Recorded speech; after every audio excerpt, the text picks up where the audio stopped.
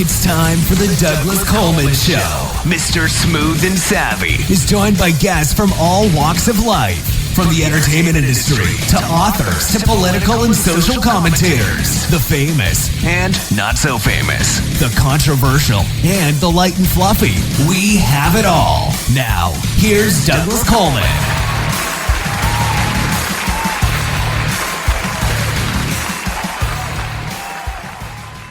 Okay, please welcome to the Douglas Coleman Show. Actually, welcome back, David Kelly. Hi, David. How are you? Hi, Douglas. I'm great. Thanks. Okay, glad to have you back on the show. You were on about 4 months ago, as we were talking about, and you have now a new book. It looks like the same series. Can you pronounce the title? Because I'm lost trying to pronounce that. Yeah, it's called Collection Dawn. Okay. And that, where does that word originate from? The word is originally from East Coast Salish Indian, and the main character, his descendants are of that band, and so that's his kind of like native tongue. And the word actually means eagle. And when he discovered the first habitable planet outside the solar system, he saw landmass on the planet that reminded him of an eagle, and so that's where the name came from. Okay. Give us an overview of the series. Now, is this book 2 in the series? Yes, it is. Okay. So, the first book starts with the first settlement on basically an alien planet.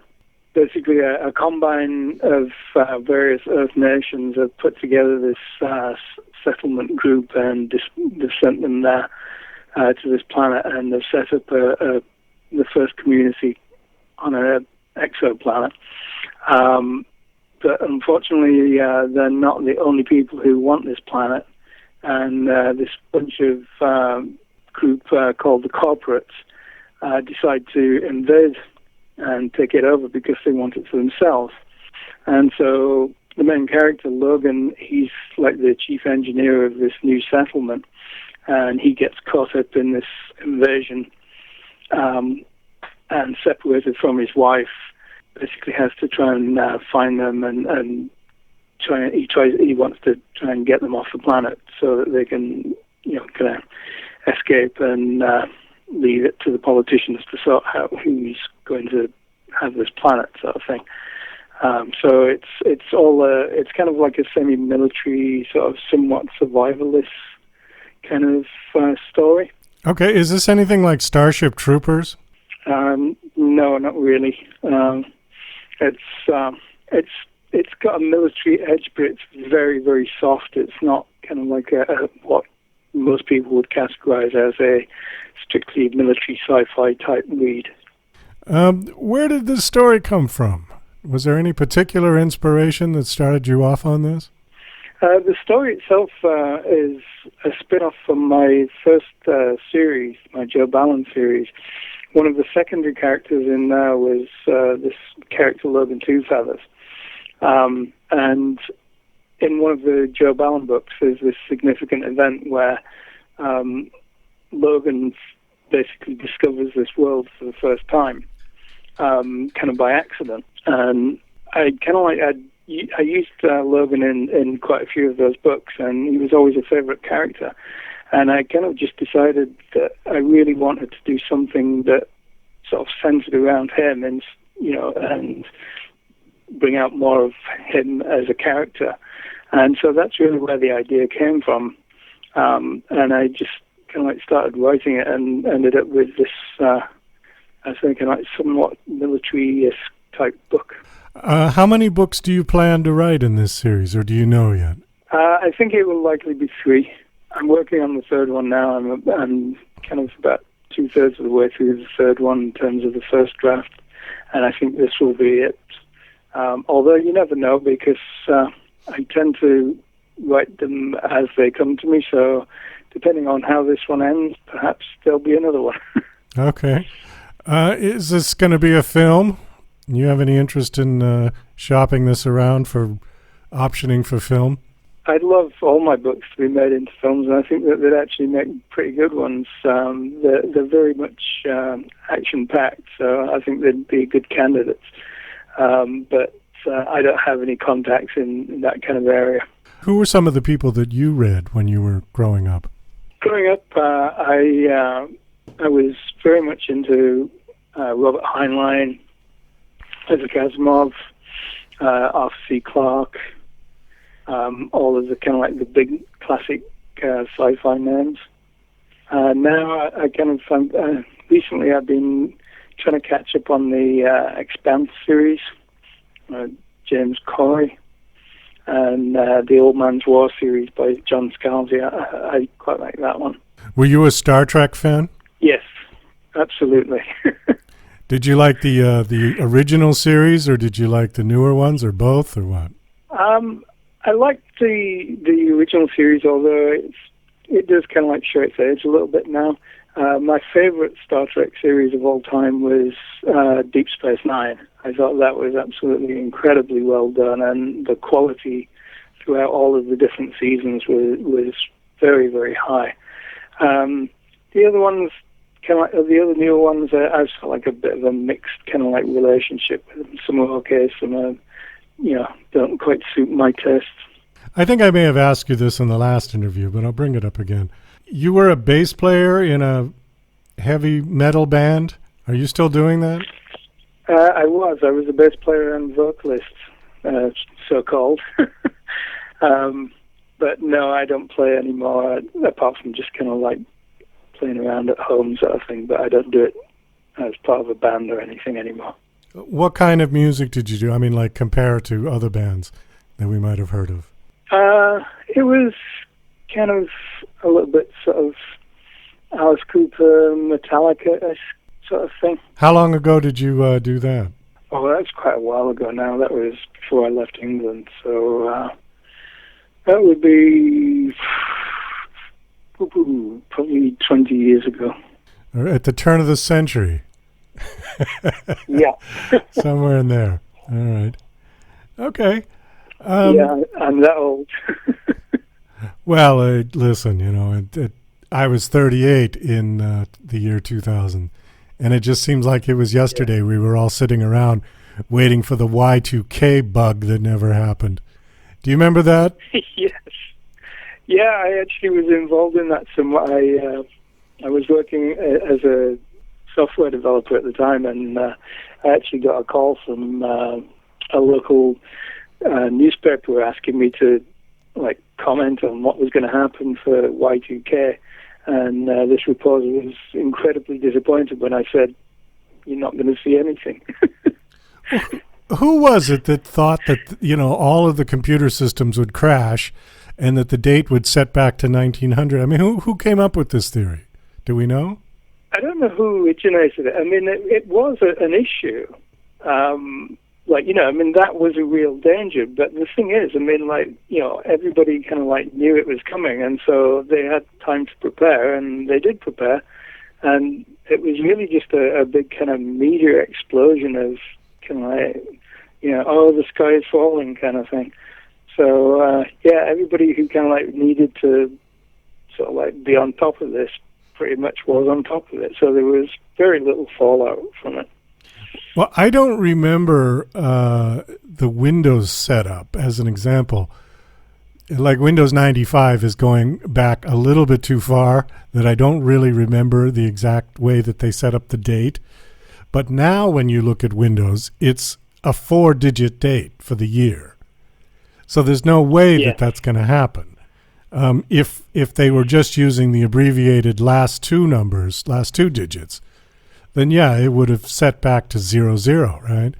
Yeah, well, what they were actually doing at the time, and I think that they have changed it on subsequent dates, they were actually only using two numbers to store the dates.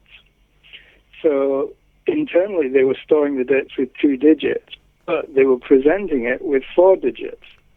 Oh, I see. That was kind of where the problem lay, because they were kind of assuming that the calendar started, I think it was in sort of something like 1955 or something, that they used as a base date.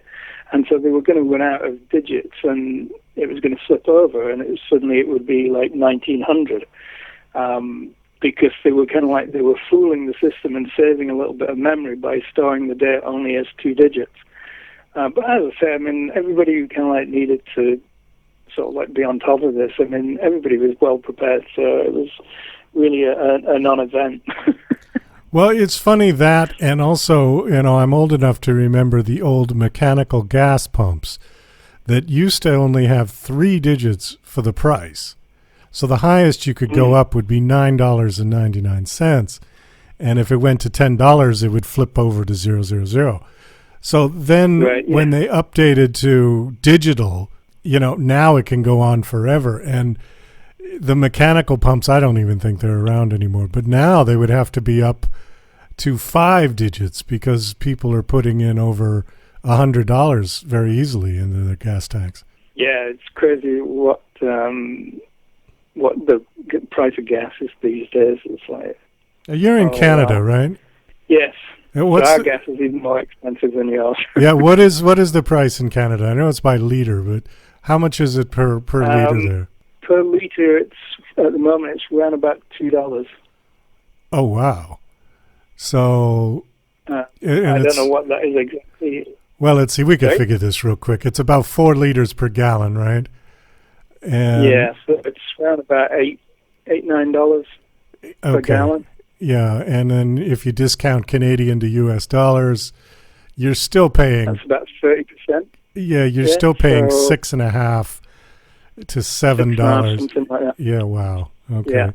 Yeah, you're about at L.A. price. L.A. is the most expensive gas in the country, and they're paying $6 to $7 a gallon there. It's nuts. Right. Yeah.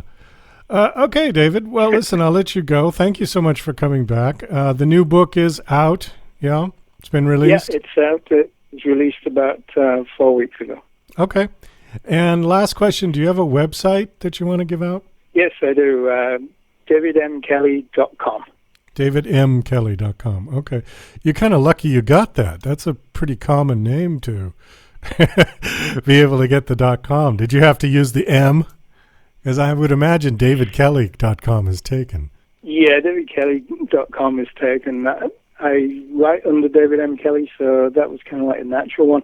It actually took me a while to get that one. I had davidmkelly.net, which I still own, but the other one was taken, and then I kind of like kept watching out, and it got released. And so as soon as I saw it was released, I jumped on it and took over it. Oh, well, good for you. All right.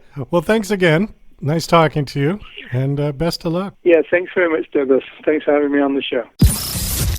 You're listening to Mr. Smooth and Savvy right here on the Douglas Coleman Show. We'll be right back after these commercial messages. Douglas Coleman's Don't Do a Podcast is a dryly humorous rant about Douglas's pet peeve, the unrelenting torrent of podcasts hitting the web on a constant basis. As technology has put podcasting within the reach of anyone, many wholly unqualified people have taken the plunge. This witty polemic tries to persuade them from broadcasting their drivel using Douglas's brand of sarcastic humor. Now on Amazon, only 99 cents. DJC Music and DJC Productions are pleased to announce a brand new website. We have started a listing website for radio show hosts as well as potential show guests. This is a meeting site where hosts and guests can come together. Show hosts can list their show and types of guests they're interested in booking. Potential guests can list their talents, bio, accomplishments, or anything they feel makes them an interesting radio show guest. There are no recurrent payments, only a one-time $5 listing fee. Your listing will stay up until you decide to cancel. Previous guests of The Douglas Coleman Show are welcome to submit their guest listing free of charge. Go to radiohostsandguests.com. That's radiohostsandguests.com. Are you an independent musician? How would you like to have your songs played on hundreds of radio stations just like the one you're listening to right now? Join MusicSubmit.com and we'll promote your music to radio stations and blogs in your genre. It's free to set up your account, and we guarantee your music will be considered for airplay by radio stations worldwide. Why not sign up today? It's free. MusicSubmit.com. Radio promotion for indie musicians. Hey, this is Ray Powers. Don't touch anything. You've got it right where you need it. Tuned in to the Douglas Coleman Show. You heard me. Okay, please welcome to the Douglas Coleman Show, Richard Stevens. Hi, Richard. How are you?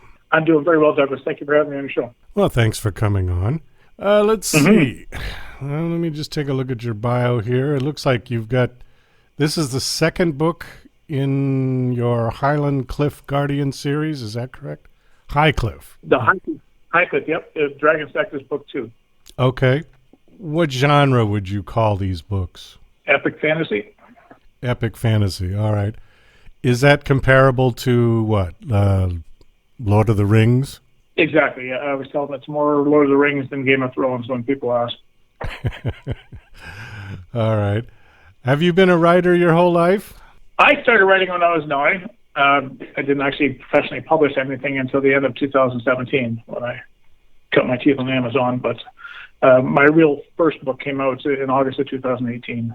Okay. What were you doing in the interim then? Did you have a different career? Yes, I worked for 22 years at a local bakery.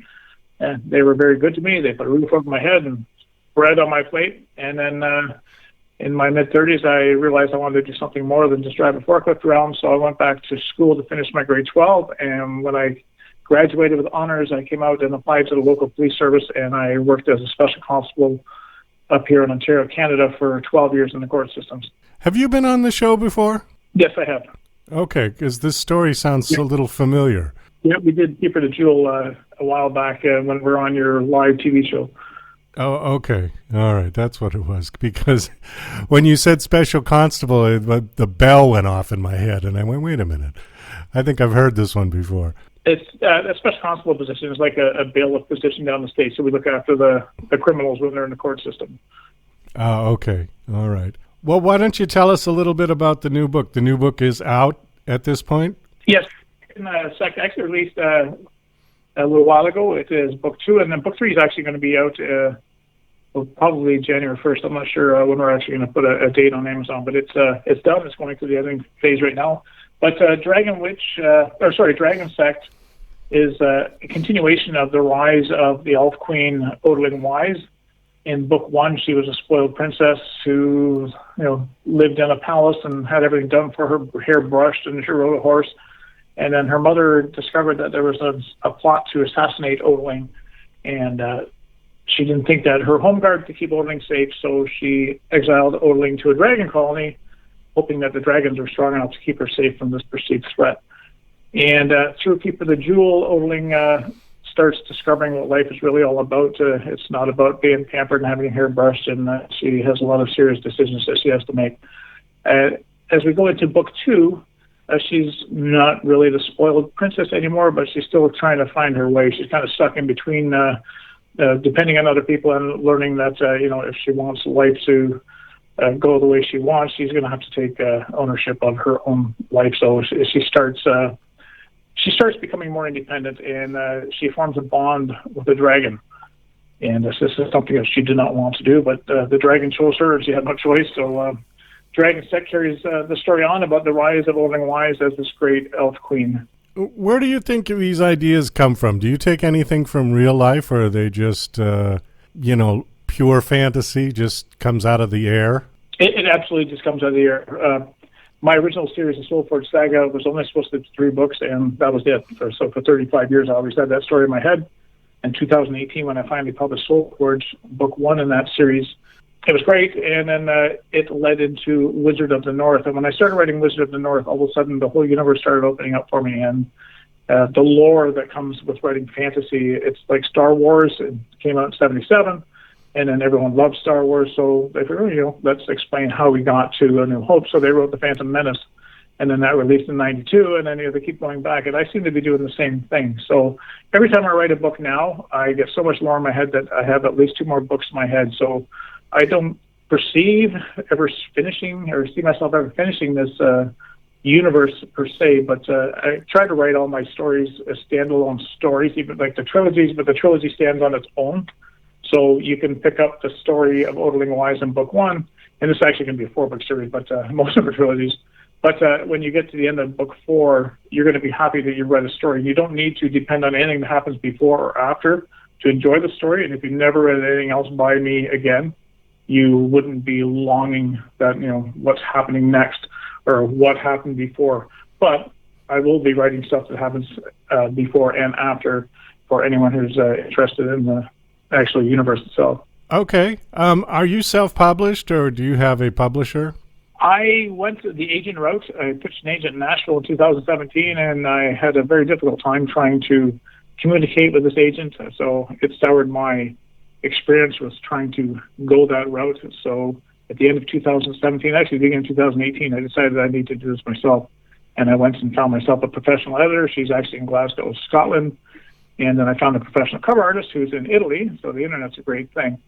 And that led me to the fact that I can probably do this on my own. So in August of 2018, I finally published Soulforge. It's professionally edited, professionally cover designed, and I just have to look after the marketing myself, and that's still a very steep learning curve. The marketing part, yeah. Well, that's sort of a whole nother animal, yeah. It's something I don't enjoy doing. I like writing the story. I don't really want to market myself. So if I could be professionally published by one of the bigger publishing companies, I would absolutely love that. And if they take a bit of control over my covers, that's okay. I'd be okay with that as long as they're looking after the marketing and, they're paying for the editors and everything else. There's all those perks that come with that. So, but at the moment, I'm still independently published. I have my own imprint, so Dragon Fang Press. So it looks a bit more professional when you see it on Amazon. But yeah, I'm independently published. Okay. Well, I kind of agree with you on the marketing thing because I'm not a big fan of that either. I just like doing the show, but I wish we had someone else to sort of market the show. And it's a whole nother ballgame to do it. I mean, there's just so much on the internet that to try to keep your head above the waterline to get noticed is a real challenge. And there is a lot of people out there that would want to take advantage of you. Exactly. So you have to be careful. People who say, "Oh, we'll guarantee you this, this, and this," and they take your money, and you never hear from them again. They're trying to make money for themselves. So I always say that if someone, I would gladly pay someone $500,000 if they made me $1 million. So I'm not in here just for myself. If you think you can market my books and make a lot of money with me, then I'm all for it. But until that person comes along, I'll be self-published. Well, how are your books doing? I mean, overall, you don't have to give me an exact figure, but are your sales good? I mean, do you put them out on Amazon, and then is there any other outlets besides Amazon? Yeah, Amazon's such a beast, though, because, there's so many authors on there, and it's tough to get noticed because you're a little fish in this big sea, and Amazon's got quite the racket going on where you pay to advertise on them, and then when you sell your book, by paying for their advertisement, they make money off the sale of your book as well, so they're getting them on both ends.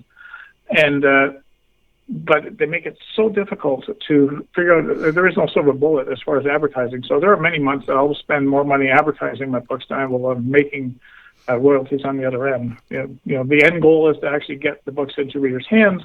So sometimes it's a bit of a lost leader, and hopefully 50% of the people that read my books will want to read the next one and carry on through my series. And at the end of the day, it's that's where hopefully you'll make the money is these fans that you get on board and they love your stuff. And I have a lot of fans. I don't have enough fans to make this a lucrative career right now, but it's slowly building. I make more money when I attend events. So I attended a Fergus. Well, you don't know where Fergus is, but up here in Ontario, we don't do things as big as they do in the U.S., but this one's a fairly big Renaissance fair per se. And I did very, very well there. And I keep having return customers come back looking for me. And they follow me around the province of Ontario looking for my next book. So that's a feather in my cap. And this year, Fan Expo is our premier con in Canada. It'd be like Dragon Con in the States. Certainly not to the same extent as size and fame as the Dragon Con, but Fan Expo in Toronto is a big event, and I've been accepted as a guest author this year, so hopefully that'll open some doors for me. Are your books in bookstores or just online? They're just online, and I had them, because I'm independently published, I had them in local bookstores here, but I had to print them myself through a local printer and then give them to the bookstore, and then they wanted 45% of the royalties, which left me with hardly anything. And if you went in there and dropped the book on the floor and wrecked the cover, I took the loss. So as cool as it was to walk in the store and see my books on their shelves, it financially didn't make sense. So after a couple of months, the glamour, I got over that, and I pulled them out. So financially, it makes sense for me to have them in the stores. If they were to order them, that would be a different thing, but we're not there yet. So basically, they would take them on consignment, right? Exactly. Oh, I see. Yeah. Okay. So I do the printing. They make 45%. They do nothing but stick them on the shelf. Okay. So it's really cool to see your books there when you walk in. Oh, that's my book. That's neat. But yeah, that soon loses its luster when you realize that you're hardly making anything on it, and I can make a lot more money just selling them at these book shows and stuff like that. So that's what I'm doing now. And you said that the third book is going to come out soon? I will have physical copies probably before it's officially released, but we don't have a date set yet. I got to wait till the editing is actually done before I can get art copies to my publicist, and he will give me a date at that point. So it'll be 4 months from that date. So I'm thinking that the edits should be done probably mid-August. That's my goal, to get the edits back from my editors and do my final polish. And then 4 months from that will put us probably around the new year. Okay, great. All right, Richard. Well, we're going to wind this down. Thanks so much for coming back on the show. Nice talking to you. Do you have a website you want to give out? Yes, it's www.richardhstevens, and Stevens is STEPHENS.com. And when you click on it, you'll see a dragon flying in the background. If you look long enough, the dragon will breathe fire, so just be careful. All right, great. And you're also available on social media if people want to try to find you that way? Yep, and I actually run a podcast called Lurking for Legends. Lurking for Legends. Sorry, it's a play on words with my series Legends of the Lurker. And every Tuesday night we do that at 8 o'clock It's live on Facebook, Twitch TV, and YouTube. And we invite viewers to come in and ask live questions of our guests. We do that every Tuesday night at 8 p.m. Eastern Standard Time. And it's just my way of giving back to the writing community who've been so awesome to me, because as an independent author, it's tough learning these things like marketing and stuff like that. So you need a support group, and my support group is all these other independent authors who I communicate with online. I don't know most of them, but it's a great community. Well, thanks again for coming on, and best of luck with your books. Thank you, Douglas. I appreciate having me on again.